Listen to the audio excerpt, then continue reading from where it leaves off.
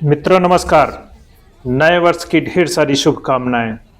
हालांकि किसी भी कहानी में कोई पन्ना अंतिम पन्ना नहीं होता है और हर कहानी के बाद भी उस कहानी में कुछ नया जोड़ा जा सकता है।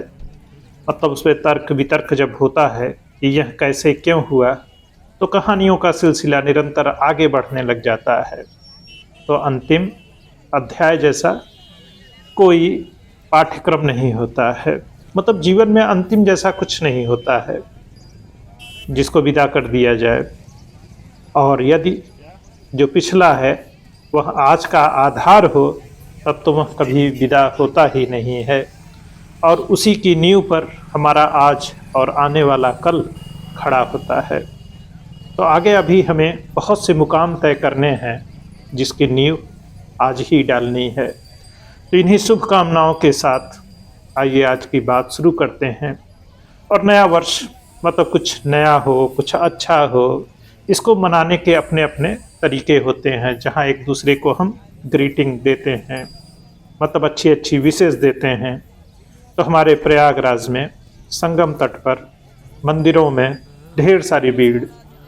मतलब कुछ लोगों ने इसे आंग्ल नव वर्ष मतलब अंग्रेजियों का अंग्रेजी नया वर्ष कहा, तो कुछ लोगों ने इस कैलेंडर को भी स्वीकार किया। मतलब बहुतायत। और हमारे जीवन में जो कैलेंडर इस्तेमाल हो रहा है वह यही अंग्रेजी कैलेंडर है। और ठीक भी है, क्योंकि दुनिया के साथ चलना है। अब अपनी सभ्यता, संस्कृति और समझ के हिसाब से इसमें हम नई चीज़ें जोड़ रहे हैं, नए प्रतीक और प्रतिमान भी हम गढ़ रहे हैं।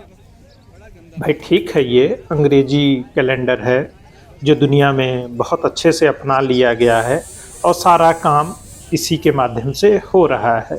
अब हमारे प्रयागराज में देखिए, आज के दिन सभी देव स्थलों पर, वह कोई भी पूजा स्थल हो, ढेर सारी भीड़ उमड़ पड़ी है।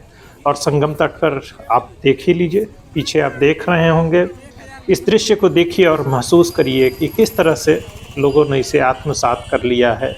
और वह दिन मतलब नए साल का दिन, अगर छुट्टी का दिन हो, ख़ास तौर पे संडे हो, तो पूरा संगम का जो बृहत एरिया है वह जन सैलाब से भरा हुआ है और लोग गंगा स्नान कर रहे हैं, फिर बड़े हनुमान जी का दर्शन कर रहे हैं।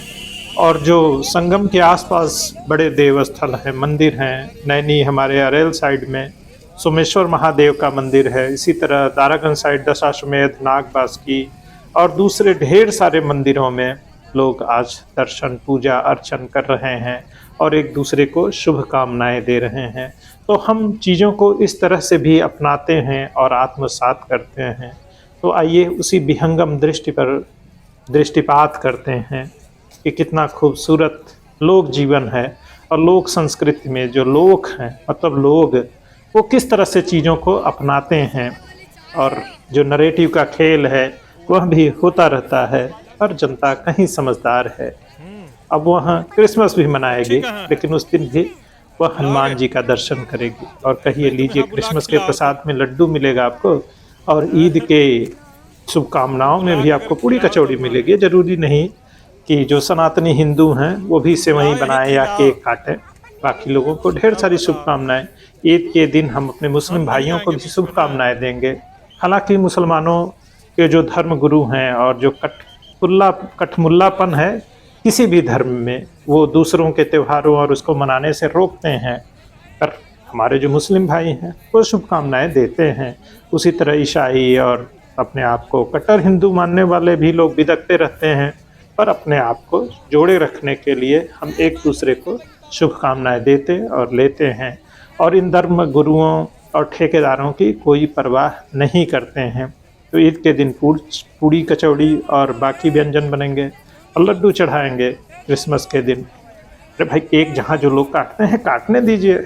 त्यौहार तो एक दूसरे से मिलने जुलने और उत्सव मनाने के लिए होता है। फिलहाल हम लोग इस प्रयाग दर्शन पर आपका स्वागत करते हैं और आइए एक दूसरे से जुड़ते हैं, जानते हैं, मानते हैं कि आम लोग कैसे चीज़ों की व्याख्या करते हैं। तो आप इस दृश्य को देखिए और एंजॉय करिए। तो इस समय जो आप दृश्य देख रहे हैं ये हमारे संगम क्षेत्र का है।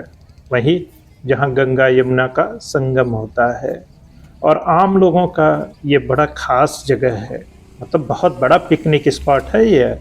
यहाँ पर आपको अब तो ऊँट की सवारी भी खूब होने लगी है और हमें तो लगता है कि पूरे मेला क्षेत्र में 1 दर्जन के करीब ऊँट अब उपलब्ध हो गए होंगे।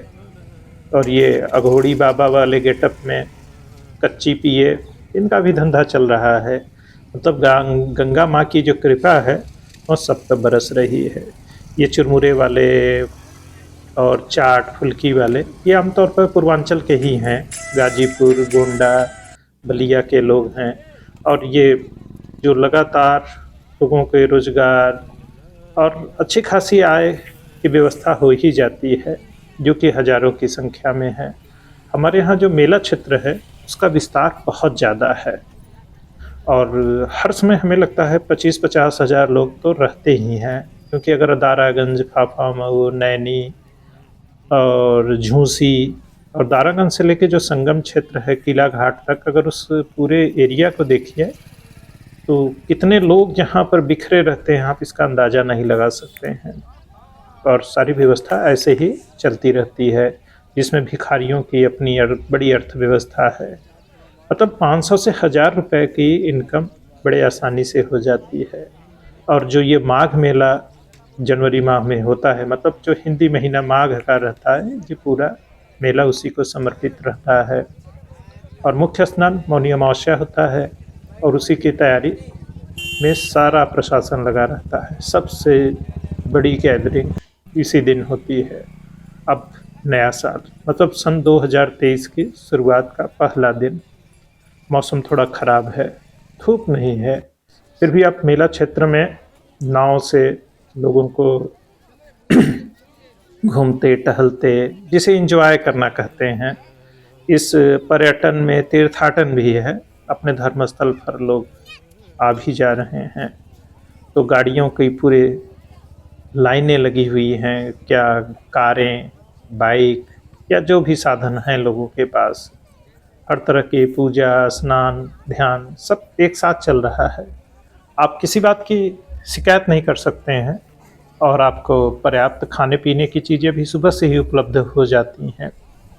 और मेला की तैयारी तो चल ही रही है और इसकी वजह से रात में अब पर्याप्त लाइटें भी जलने लगी हैं, क्योंकि 5 तारीख से ही मेले की शुरुआत हो जाएगी और प्रशासन पर तब से ही वो तैयारियों को पूरी करने का पूरा दबाव है। ऐसे में जितनी जल्दी तैयारी हो जाए उतना ही अच्छा है। तो यह अच्छी खासी पर्यटक की जगह के रूप में तो विकसित हो ही गई है और आम लोगों के लिए गंगा के किनारे आना और संगम पर बैठना और बैठने के लिए भी पर्याप्त जगहें हैं, जहाँ आप शांति से बैठ सकते हैं, कुछ खा पी सकते हैं, ढेर सारी सफाई है, मतलब स्वच्छ जगह है और परिवार के साथ बैठिए, पूरी तरह से सुरक्षित है। और बड़े हनुमान जी भी हैं।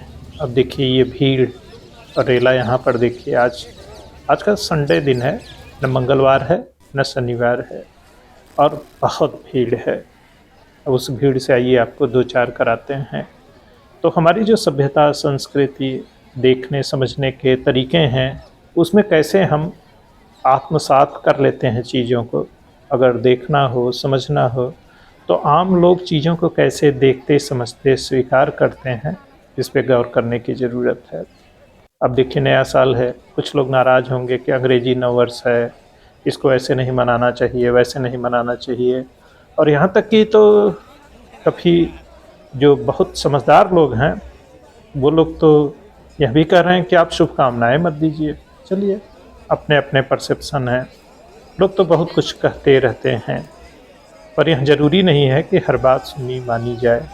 और जनता पर्याप्त समझदार है कि इस चीज़ को अनसुना करना है, उसे बहुत अच्छी तरह मालूम है और वह बड़े आराम से अनसुना कर देती है।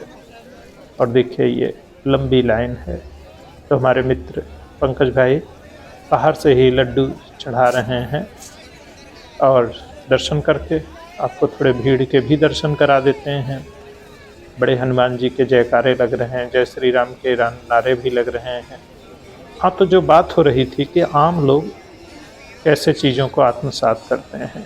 तो उन्होंने नया साल मनाने के लिए क्या किया, गंगा स्नान किया और जो सबसे नज़दीक देव स्थल थे, शिव मंदिर थे, हनुमान मंदिर थे, वहाँ दर्शन किए बच्चों के साथ, परिवार के साथ। तो इस तरह से भी नए साल मनाया जा सकता है। ज़रूरी नहीं कि आप केक काटिए और केक बाँटिए, लड्डू चढ़ाकर, लड्डू बाँट भी नया साल मनाया जा सकता है। तो मतलब हर चीज़ को हम ऐसे ही अपना सकते हैं, नया साल मना सकते हैं। तो जो नया वर्ष होता है, यह न केवल उम्मीदें लेकर आता है, बल्कि इसके साथ चुनौतियाँ भी आती हैं और नई चुनौतियों में कुछ पुरानी चुनौतियाँ भी जुड़ जाती हैं। आने वाले कल को बीते हुए कल से बेहतर करने के लिए यह आवश्यक है कि हमारे जो नीति नियंता हैं, नई पुरानी चुनौतियों से प्राथमिकता के आधार पर पार पाने का संकल्प लें। मतलब जो हमारे जीवन में संघर्ष की स्थिति है, उसे और बेहतर कैसे किया जाए और हम उससे कैसे आगे जाएं, यह हमें तय करना होगा।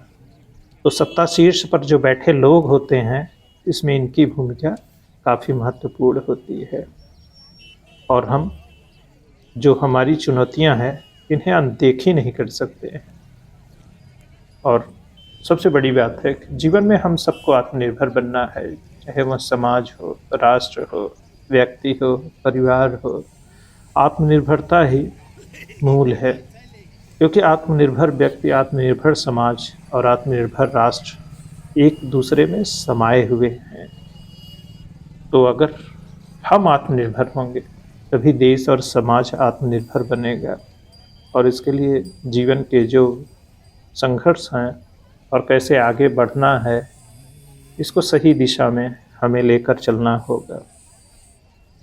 जो लक्ष्य हैं, उन्हें निश्चित रूप से सेट करना होगा कि यही हमारा लक्ष्य है और इसे हमें ऐसे हासिल करना होगा और उसी के लिए प्रयासरत रहना होगा। तो अगर राष्ट्र के रूप में हम आत्मनिर्भर होंगे, तभी विश्व पटल पर भी एक सशक्त देश के रूप में हम खुद को प्रस्तुत कर पाएंगे और उसकी शुरुआत एक नागरिक के रूप में ही हो सकती है, क्योंकि समस्याएं तो शाश्वत हैं। महंगाई भी होगी, बेरोजगारी भी होगी, अशिक्षा भी होगी। मतलब जो जीवन के संघर्ष हैं, उसमें निरंतरता बनी रहती है। शिक्षा कोई अंतिम उद्देश्य या अंतिम पाठ्यक्रम या अंतिम शिक्षक या अंतिम विद्यालय जैसी कोई चीज़ नहीं है कि ये कर लिया और आप शिक्षित हो गए। शिक्षित होना एक सतत प्रक्रिया है, जिसका कभी कोई अंत नहीं होता है। जो आज का समाज है, उसकी अपनी समस्याएं हैं और उसको निरंतर साक्षर होना है और शिक्षा के माध्यम से नई संभावनाओं की तलाश करनी है, क्योंकि नई संभावनाएं हर वक्त रहती हैं, क्योंकि हर समाज की अपनी चुनौतियां होती हैं। अब देखिए, चीन कोविड के बारे में दुनिया को सही सूचनाएं नहीं दे रहा है और खुद उसकी अर्थव्यवस्था, उसके सामर्थ्य और खुद जो उसके समक्ष चुनौतियां हैं, वह किस तरह से निपट रहा है, आज भी दुनिया को पता नहीं है। और ऐसे में जब सच्चाई अचानक से सामने आती है, तो पता चलता है वह बड़ी भयावह और डरावनी है। तो हम जितने खुले होते हैं और अपने सत्य से रूबरू रहते हैं, ज़िंदगी उतनी ही आसान रहती है। और इस बात को आसान बनाए रखने के लिए हम जो हैं, जैसे हैं, उसी रूप में सामने होना होता है और यह ईमानदारी ही हमें ताकत देती है और यही यथार्थ भी होता है।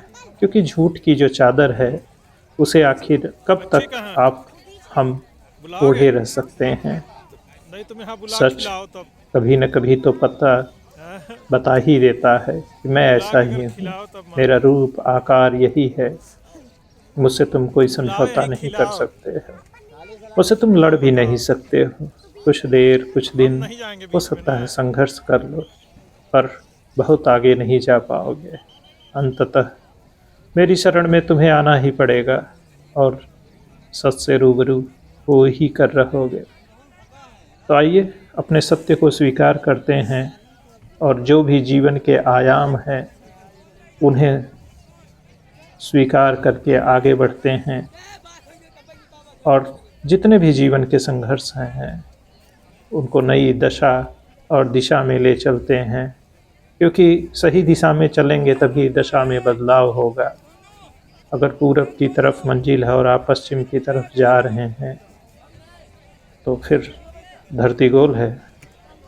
जो आप कुछ मीटर की दूरी पर है उसे आप लाखों किलोमीटर की यात्रा में बदल देंगे और आपकी यात्रा कभी पूरी भी नहीं हो सकेगी, क्योंकि हर चीज़ की सीमाएं हैं जो सामर्थ्य के बंधन से बंधी हुई हैं। तो नए वर्ष की आपको ढेर सारी शुभकामनाएं और जीवन के नए आयाम को ढूंढने, गढ़ने और पाने के लिए यूं ही सकारात्मक दिशा में बढ़ते रहिए और गंगा के प्रवाह में जीवन ऐसे ही चलता रहेगा। जय हिंद, जय भारत।